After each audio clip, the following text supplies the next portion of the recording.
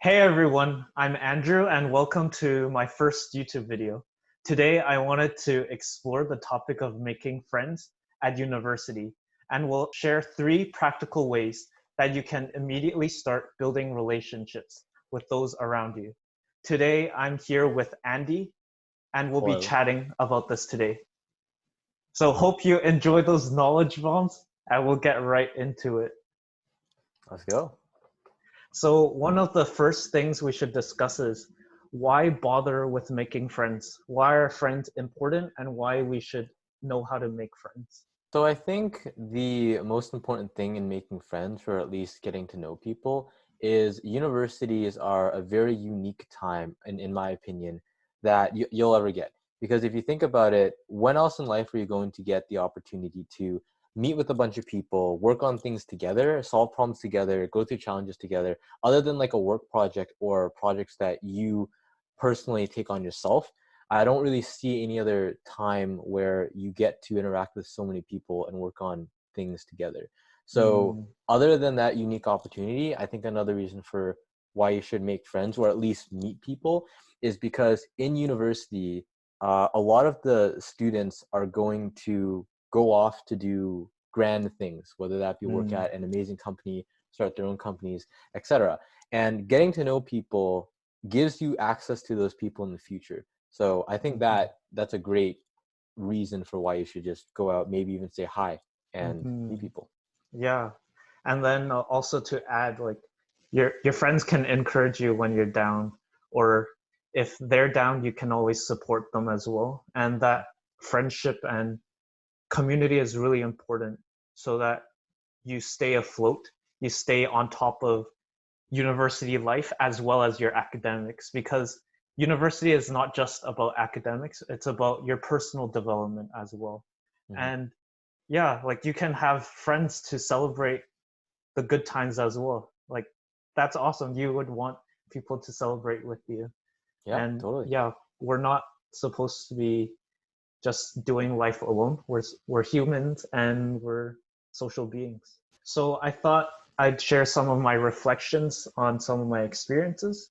And yeah, there's three tips that I wanted to share. So tip number one is join societies or clubs. So yeah, like one of the things that I've experienced at university is joining clubs and societies. They really help me build friendships and relationships with the people around me. I got to know people on a deeper level rather than just at classes, because Hmm. I just say hi to them and like sometimes I won't talk to them in a whole week or something. Yeah. And yeah, clubs, we share similar interests, so we have something to talk about. And yeah, also meet regularly too. So that really adds to the friendship that we have. Yeah. Yeah. It really shows people the aspects of you that are not just academic, I would say, Mm-hmm. as well. Right. Yeah. So in your experiences, like what were the best experiences for clubs and societies that you had? Like, Yeah. So for societies, I'd say like in addition to clubs and societies, this might fall under the categories mm, of societies, but I'd also say that you can join teams that build things if you're into mm, projects or if you're more technical. I think that's also an aspect of universities that are very unique because you have a lot of opportunities and a lot of clubs, student teams, project teams, etc. mm, But in terms of my best experience, I guess I would say, I think I co-founded a club at UBC, and it was a very unique experience because there was a lot of conflict that I had to go through. I had to also collaborate with people, which gave me a lot of experience in talking to people, making sure that what they were happy with what they were doing, making sure that the tasks were okay. A lot of reading in between the lines, right. because I think you get really good at that when you work with other people Mm, and when you're trying to build a club. So I think that was probably my most valuable experience in terms of mm, clubs. Everyone is different, and I think that something people should do is just try things. A lot of people in mm, first year, at least from what I've seen, join a lot of clubs and then they don't show up. but I would say pick a couple clubs that you're really interested in and make an effort to join them, and then evaluate whether or not you liked what they did. And if you don't, try something else. And eventually you'll get to the point where you'll really know what you're interested in and what suits you, and you can go for those things and put more time in those things, and then kind of build up from there. One thing I just thought about is, so at UBC we have clubs day. There's like hundreds of clubs. So it might seem overwhelming for a lot of people to choose a few clubs to join. And yeah, we don't have the capacity to join so many clubs at once. So we do need to choose. Do you have any experiences on choosing clubs to join? Yeah, I experienced this. I think a lot of people experience this. I think one thing that could really help with this situation is just doing research beforehand. So, like, are you joining these clubs because you want to meet people? Are you joining these clubs because you want to develop your academic skills? Like, or are you joining these clubs because you want to use your academic skills, the things you learn in class? Are you joining these clubs just for fun? I think asking yourselves these questions are a great way to start, because they really narrow down what type of clubs you want to join. And like, let's say you're more of like a last minute type of person. You really like just showing up to things and then figuring it out and going with the flow. I think a good place to start in that situation is start with your faculty. There's a lot of good things there. You meet people in your faculty. At worst case scenario, you can talk about like the midterm you had for class or just class related things. And then from there, you can do something else, like maybe sports and recreation or another one of your interests. So those are the types of things that I wish someone would have told me when I was looking for clubs. So yeah. So like, yeah, I actually have similar experiences too. And I think what you said, it was about purpose and intentionality, knowing why you join each club and knowing what you want to get out of each club. Because yeah, we do have limited time at university and we do want to make the best out of our university experience. So yeah, being clear on why we want to join each club. Is it to make friends? Is it to just have fun? It could be as simple as that. Second point is to give honest and sincere appreciation. I think being honest and then as well as sincerely appreciating people really builds friendships. What the key point here is to listen and observe, to understand where they're coming from. It's a sincere appreciation and it's really encouraging for them, complimenting them. They feel loved and they feel happy around that. So yeah, just I found that really helpful in terms of relationships, just smiling, being happy, and like being a good person to hang around. I have a couple of comments with regards to this. The first one is, I really think at some point the majority of people out there want to seek friendships that are genuine. There are several types of friendships, from just saying hi to people in class or just seeing people in class, all the way up to like romantic relationships. But I think that eventually most people out there want a genuine relationship. And I think the aspects that you mentioned, giving sincere and honest appreciation, like, is a vital aspect to that. It's hard to tell, and you really do get better at it with time. But I feel like a lot of times when people want to look for that genuine relationship or that genuine friendship, those are the types of things that they really look out. Like, is this person commenting me just because, right? Is this person commenting on something I'm wearing because they actually think it looks good, or just because they want to do it? Like, what is the intent behind that? Is it genuine? Is it sincere? Is it honest? And I think if your intentions and your actions are honest and sincere, they really reflect what your intentions and actions are. They really reflect who you are.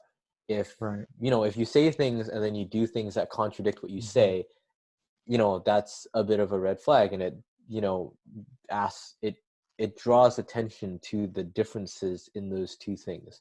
Mm. And it's not what a sincere and genuine relationship should be. That's how friendships last. Also, the appreciation part I wanted to focus on, because yeah, we shouldn't take friends for granted. Each person is valuable, and there's something you could learn from them. You should take the humble approach in making friendships, because that's what builds friendships: trust and like honesty and respect for each other. Everyone goes through their tough times. Being there as an encouragement, like showing appreciation for them, it really brightens their day. Okay, third point: remember and use people's names. This is an interesting point because it is one of the methods in the book How to Win Friends and Influence People, Mm-hmm. in order to, help you win friends and influence people. And it's such a simple thing to do. And for me, I think I'm trying to get better at this, definitely. In fact, a tip that I have for this is whenever someone introduces you and you introduce yourself, you just use their name. So like if someone says, if you say, for example, hi, I'm Andrew, and I say, hi, I'm Andy, Mm-hmm. I can also just reuse your name and say, oh, like, why are you here, Andrew? Or follow up with a question, or say, nice meeting you, Andrew. Just reuse the other person's name. It really does help. Also really makes you stand out, Yeah. especially during, this is going to sound weird, but this story is going to illustrate my point. So I have a friend who knows how to get discounts for things. An example is your internet bill, for example. Mm-hmm. There's every service provider, I guess you could say, has a loyalty department.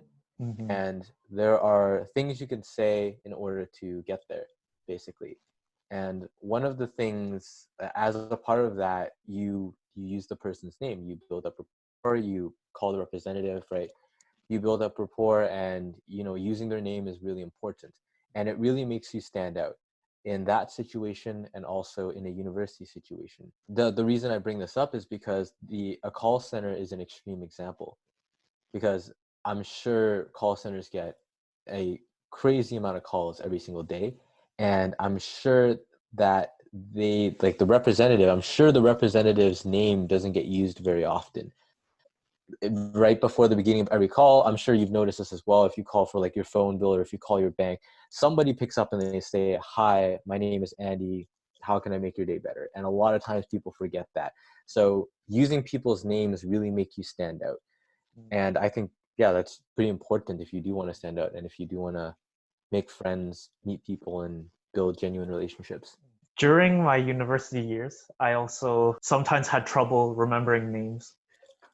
My memory isn't the best, but I do make an effort to remember people's names, because that's how you recognize them. That's how you address them. And knowing their name is one of the most basic things, but also one of the most easy to overlook as well. One tip I would have for that is, like, just ask them for their name again. Like, Mm-hmm. don't be afraid of embarrassment, because in the long run, like, knowing their name is better than that initial embarrassment. A bonus tip here is remember details that they share and bring it back up in future conversations, Mm-hmm. because it really makes a point that you would care even about the things they say. And I've seen you do this too. Not only is it a good way to show the person that you remember something about them, it's also a good conversation starter. Like if you know that someone went on a trip, you could be like, oh, how was your bike ride on that trip? And that's a conversation starter, and that shows that you remember. Awesome. So yeah, that's our 3 tips for today. So to recap: join societies or clubs, give honest and sincere appreciation, and remember and use people's names. So that's a wrap. Thank you, Andy, for the good discussion today. Where can they find you online? I have an Instagram, alu.me, and also have a YouTube channel too, and also Facebook as well. Links in the description. Okay, and also thank you, viewers, for watching. Hope you enjoyed today's video. And also comment below on which tip related to you most. And if you like today's content, smash the like button and click subscribe for our next videos. We'll see you guys next week.